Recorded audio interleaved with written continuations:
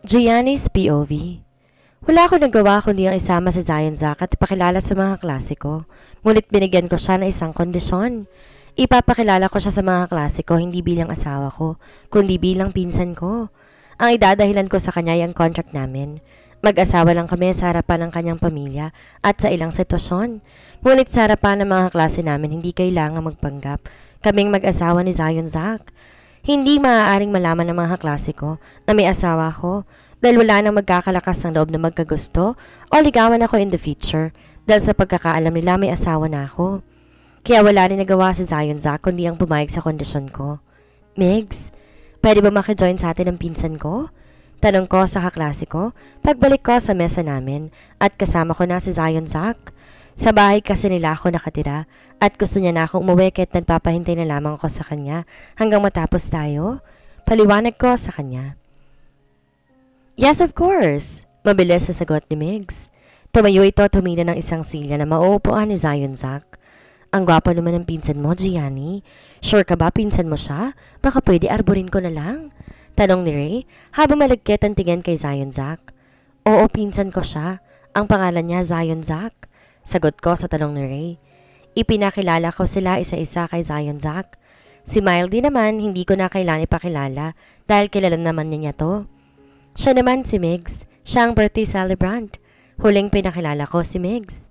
Nice to meet you, Sir Zion Zach. Magalang na wika ni Migs kay Zion Zach. Iniabot ito ang kalang kamay kay Zion Zach para makapagkamay. Mukhang walang balak na makipagkamay si Zion Zach kay Migs. Dali lang segundo na nakalilipas. Hindi pa rin tinatanggap ni Zion Zach ang kamay nito. Tila tuloy nagkaroon ng tensyon sa loob ng restaurant. Seryoso kasi ang mukha ni Zion Zach at nakaka-intimidate dahil sigurado ko wala kang balak si Zion Zach na tanggapin ang pakikipagkamay ni Migs. Kaya't kinuha ko na lang kamay niya at ako nang nag-abot papunta sa kamay ni Migs. Mapapahiya kasi si Migs kapag hindi nakipagkamay sa kanya si Zion Zach. Napalunok ako na makita ko mahigpit ang pagkakadaop ng kanilang mga kamay.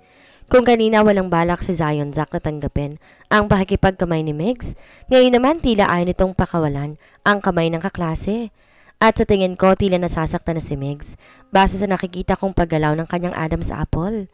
At kung hindi pa ako gagawa ng paraan para maghiwalay yung mga kamay nila, baka hindi na magamit pa ni Migs ang kanyang kamay sa pagsulat sa loob ng ilang araw.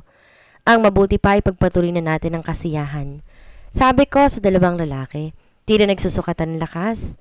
At syempre hindi ko nasasabihin kung sinong dihado sa kanilang dalawa, dahil halatado naman kung sino yon. Sa pilitan kong pinaghiwalay ang mga kamay nila, tila nadikitan ng glue na mahirap paghiwalayan. Bakit nandito ang cold CEO mong husband? Nasira tuloy ang ambience ng paligid. Bulong ni Mildy sa gilid ng aking tenga matapos niyang hilahin ang ulo ko palapit sa kanya. Wala akong choice kasi pinapauwi na niya ako. Nakakaya naman kay Migs kung agad-agad akong uuwi. Pabulong ding sagot ko sa kanya para di marinig ng lahat ang pinag-uusapan namin. Naudlot ang pag-uusap namin ni Mildy nang kausapin ako ni Migs. Masaya ako na kasama kita sa araw ng kaarawan ko, Gianni. Nakangiteng kinuha ni Migs ang kanyang baso at itinaas sa harapan ko. Gusto niya makipag-toast sa akin. Nakangiteng hinawakan ko naman ang aking baso. Akmang itataas ko na si Ere para makipag-toast kay Migs. Ngunit biglang pinigilan ni Zion Zach ang kamay ko. Hindi ka po pwedeng uminom. Seryosong mukhang sabi niya sa akin. Kinuha niyang baso sa aking kamay. Tinaas sa harapan ni Migs. I will toast and drink in behalf of her. Sabi naman niya kay Migs na hindi nakapagsalita. Pagkatapos mabilis na ninom ang alak na laman ng baso ko. Muling natahimik ang mga kaklase ko at bumalik ang nakakailang na sitwasyon. Nagkatinginan na lamang sila sa isa't isa at napailing. Masyado namang protective sa iyong pinsan mo, Gianni. Paano kung malasing siya at iuwi na lamang siya ni Migs sa bahay nila? Nakatawang biro ni Ray. Nais itong bawasan ang pagiging awkward ng paligid, ngunit mas lalo lang tumitindi ang tensyon nang pabagsak na nilapag ni Zion Zach sa mesa ang basong hawak niya. Waiter, bring me some hard drinks. Utos ni Zion Zach sa waiter na naka-standby lamang malapit sa amin at naghihintay na ipag-uutos namin sa kanya. Maglalasing ka ba? Kung balak mo maglasing, umuwi na lang tayo. Ines na sabi ko sa kanya.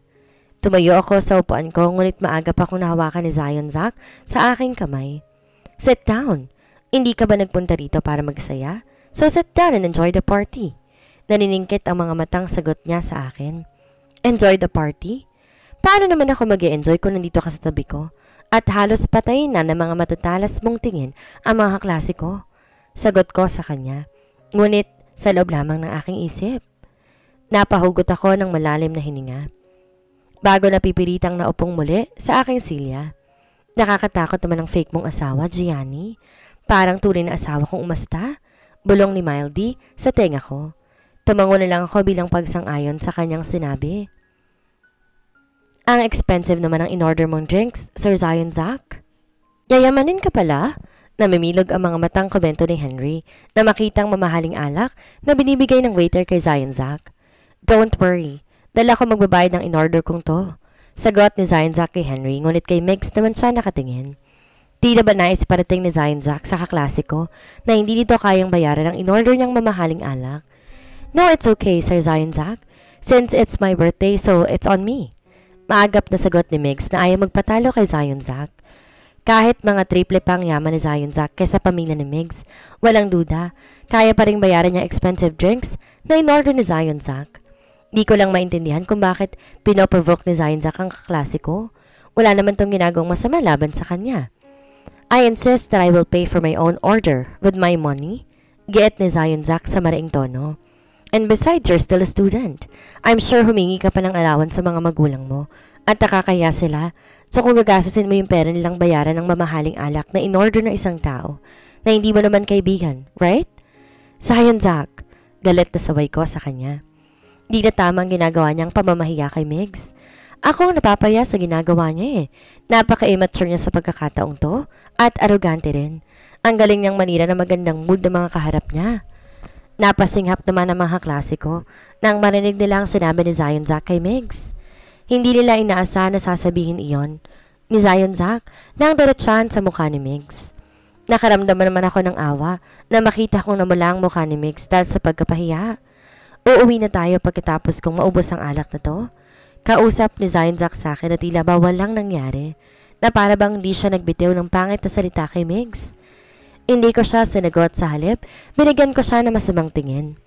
Ano na lang iisipin ng mga klase ko sa akin na mayabang at arogante ang pinsan ko kahit hindi naman siya totoong pinsan? Ayoko maging pangit ang tingin nila kay Zion Zach.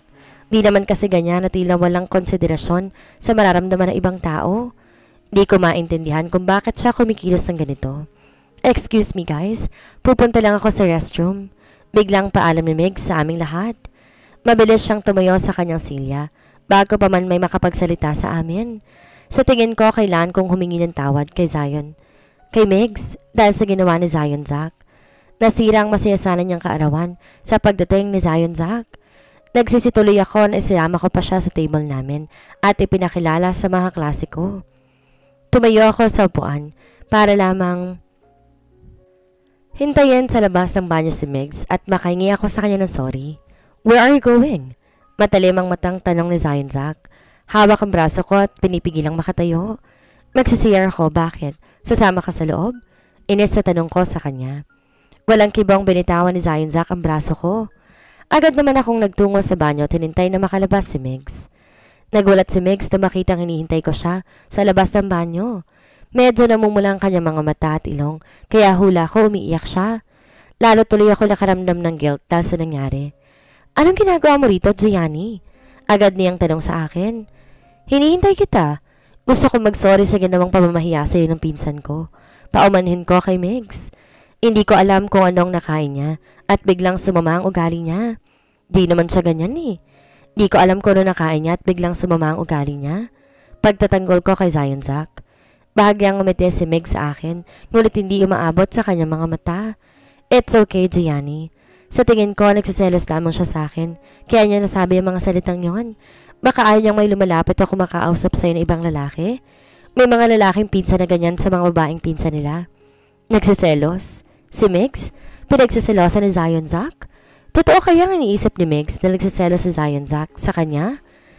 Kung nagsiselos siya, ibig sabihin, may pagtingin siya sa akin.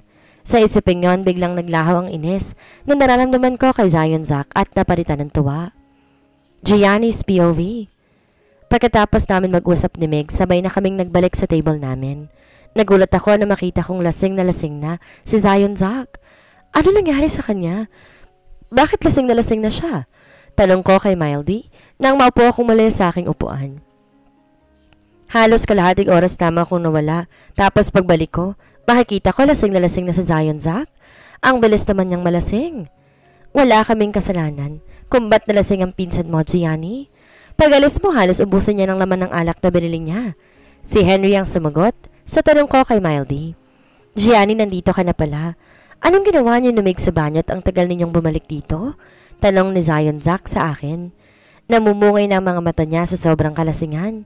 Ngunit nakakabilib na kahit lasing na siya, straight pa rin siya kung magsalita. Guys, mauna na ako umuwi sa inyo. Nakita niyo naman ang pinsan ko. Kailangan ko nang iuwi sa bahay. Paalam ko sa mga kaklase ko. Happy birthday ulit, Migs. Pasensya ka na kay Zion Zack. Baka may pinagdadaanan lamang siyang problema ngayon, kaya gano'n na lamang ang pagtato niya sa'yo.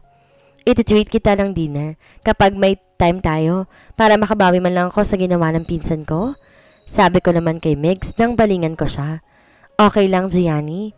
Kailangan mo ba ng tulong para madala siya sa kotse niya? Nakangiting tanong ni Migs. Talagang ang bait niya. Nag-alok pa siya ng tulong. Kahit ipinahiya siya ni Zion Zack kanina. Nako, wag na. Mabilis kong sagot sabay iling. Nakapark lamang malapit dito sa kotse niya. Ingat ka, Gianni. Paalala pa ni Mildy na tumalikod na ako habang nakaalalay ako kay Zion Zack. Tumango lamang ako sa kanya. Pagkatapos, tuloy na kaming lumabas sa restaurant. Nasaan na tayo? Bakit mainit na ang paligid? Pinatay na ba ni Migs ang aircon? Talong ni Zion Zack habang naglalakad kami papunta sa kanyang kotse. Nakaakbay siya sa balikat at inaalalayan ko sa kanyang balikat para hindi siya matumba. Kapag binitawan ko siya, tiyak na manulugmok siya sa maduming kalsada. Wala na tayo sa loob ng restaurant. Pupunta tayo sa kotse mo para makauwi na tayo sa bahay. Hindi ko alam kung ano ang problema mo at bigla ka naglasing. Kausap ko pa sa kanya. Ewan kung maiintindihan niya ang sinasabi ko dahil mukhang hindi naman siya matinong kausap. Lasing? Sinong lasing? Nilasing ka ba ng Migs na yon? Kahit nalasing, mahihinuha pa rin ang ines sa kanyang tinig para kay Migs. Ikaw ang lasing at hindi ako. Napapailing na sagot ko pa sa kanya. Malaking tao na si Zion Zack kaya hirap ako na alalayan siya papunta sa kotse niya. Kaya laking pasasalamat ko na makarating na kami sa tapat ng kanyang kotse. Ma'am, bili ka na ng headband? Kausap sa akin isang lalaking teenager na naglalakad at nagbebenta ng mga headband na parang tenga ng bunny. Pauwi na ako sa bahay namin, kaya baka pwedeng bumili ka kahit isang headband lang? Pangdagdag kita rin. Pangungumbinsi niya pa sa akin. Akmang ibubuka ko ng bibig para tanggihan ng tindero, ngunit naunahan ako ng pagkilos ni Zion Zack. Inagaw niya mula sa kamay ng tinderong headband na kulay pink na iniaalok sa akin at pagkatapos sinuot sa kanyang ulo. Muntik pa ako mapahalgalpak ng tawa na makita kong itsura niya. Ang cute ng kanyang itsura. Gusto ko ng headband. Ibili mo ko ng headband? Parang batang ungot niya sa akin. Hindi mo naman kailangan ng headband, Zion Zack. Hindi ka naman bata at saka hindi ka naman babae. Natatawang sagot ko sa kanya. Hindi ko akalain na makikita ko siya sa ganitong itsura at ganitong eksena. I need a headband. I want to look handsome than Migs. Sagot pa ni Zion Zack. Pilit niyang lalayo sa akin ang kanyang ulo para hindi ko na maabot yung headband. Bilin mo na, ma'am, para sa boyfriend mo kasi gusto niya.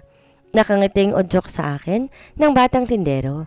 Kahit siya natatawa sa itsura ni Zion Zack. Hindi ko siya girlfriend. Asawa ko siya. Ang pinakamamahal kong asawa?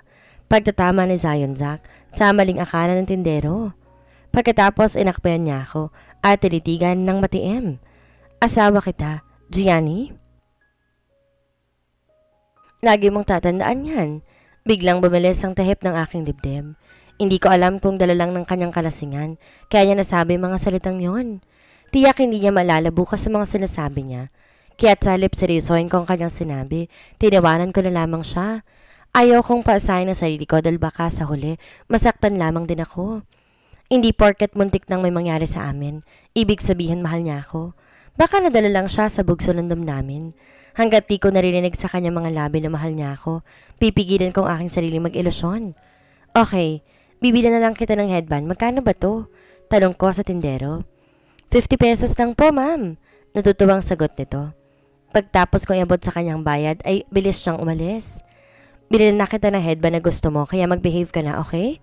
Kausap ko kay Zion Jack sa tonong tila isang batang kinakausap ko.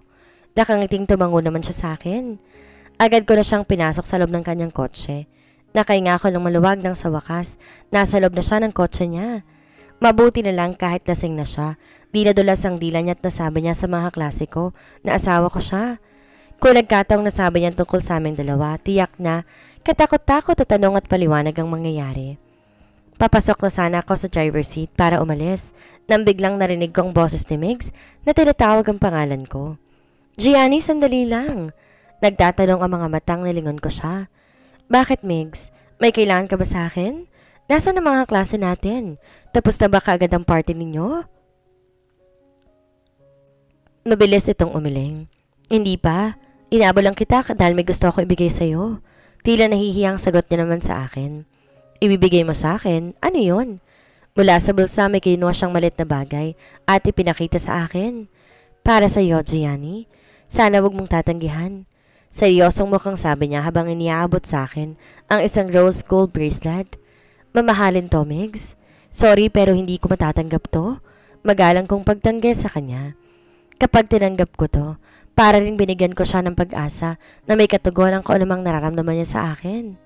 Kinuha niya ang kamay ko at nilagay sa aking palad ang bracelet. Tinanggap mo ng bracelet kaya hindi mo na maaaring ibalik sa akin. Di ko na nagawang tumanggi pa dahil mabilis na siyang tumakbo pabalik sa restaurant. Matapos niyang may bigay sa akin ng bracelet, napahugot na lamang ako ng malalim mabuntong hininga bago pinasok sa aking bulsa ang bracelet at tinuloy ang naudlot na pagpasok ko sa loob ng kotse. Ibabalik ko na lang to sa kanya kapag magkita kami sa Monday. Kung nahirapan akong dalhin sa Zion Jack papunta sa kanyang kotse at mas nahirapan akong madala siya papunta sa aming silid.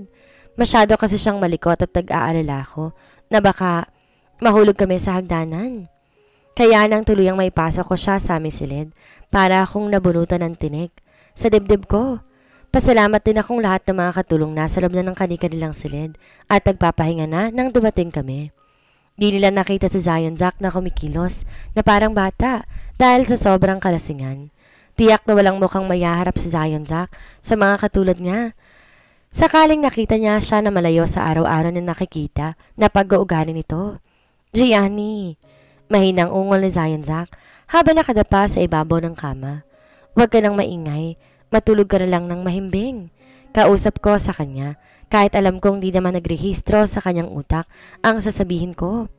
Napangiti ako na makita kong nasa ulo pa rin niya ang headband na bunny. Tiyak magugulat siya kapag nagising siya kinabukasan at makikita na may suot siyang headband na kulay pink. Pumasok ako sa banyo at nag-half bath. Medyo nanlalagit kasi ang pakiramdam ko at gusto kong mapresko ng aking pakiramdam. Nakatapos lang ng tawel nang lumabas ako sa banyo. Tulog naman na si Zion Jack. Tiyak na bukas na siya magiging okay. Kaya lang lumabas ako sa banyo na nakatapis lamang ng towel. Ngunit nagulat ako na makita ko siyang nakatayo sa ibabaw ng kama habang nakapikit ang mga mata.